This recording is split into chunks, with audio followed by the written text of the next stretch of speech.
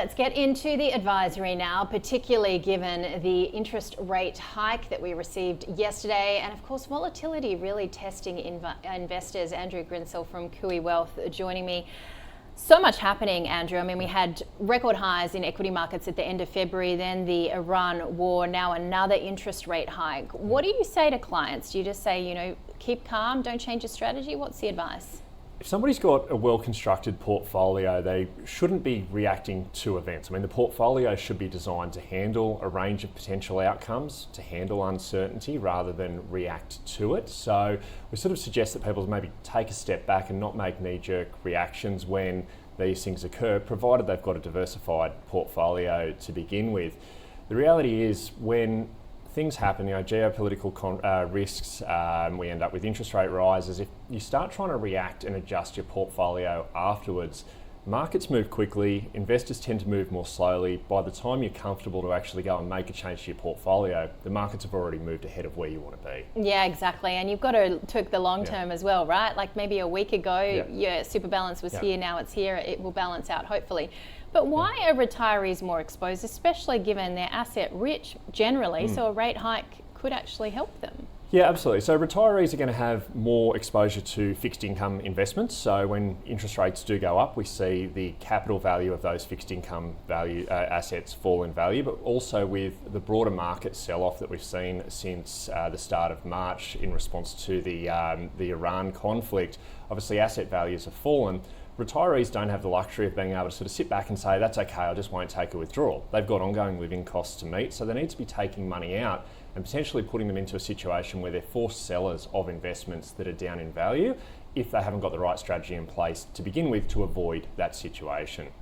You mentioned before that if you have a well-structured portfolio, then you should be able to just sit tight. What does a well-structured portfolio look like? Yeah, absolutely. So it's different for retirees, pre-retirees and wealth accumulators. But for a retiree, we recommend that they hold at least 3 years worth of pension payments or income requirements in cash and fixed income investments. So short duration fixed income that's not overly impacted by interest rate rises. And then what that does is gives them peace of mind that they can withdraw money from their portfolio from a part of the portfolio that hasn't really been impacted by these events.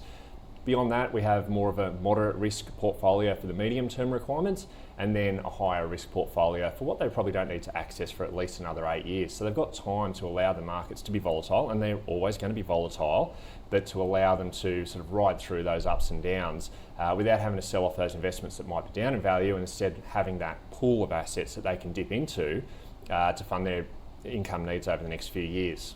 What about those that are sort of 5 to 7 years away from retirement? Yeah, so we still recommend the same sort of structure for clients that are getting to within 7 years of retirement, because the situation that a lot of those people face is that if you had a major market downturn just as you're about to retire, that can sort of force people to have to work longer, but not everyone has the ability to do so. For health reasons, maybe the industry they work in just doesn't have the opportunity for people to defer retirement. So what we do recommend for most people to do is to start building up those medium term and eventually those short term portfolios as they get closer to retirement, so that if you have a major market sell-off, a global financial crisis like event on the eve of retirement, it doesn't destroy the retirement plan.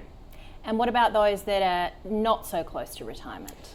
So I think with wealth accumulators, anyone who's got at least 7, maybe 10 plus more years until retirement, these sort of events really shouldn't change the strategy. Volatility is inevitable in investments.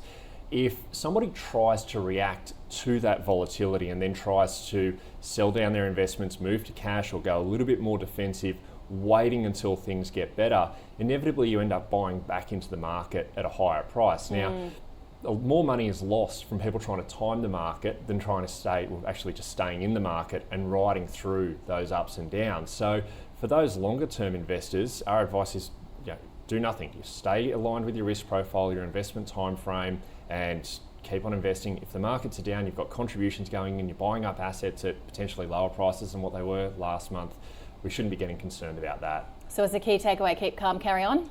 Keep calm and carry on if you've got a diversified portfolio to start with. I think the biggest thing is that geopolitical risks and market sell-offs are an inevitable part of investing.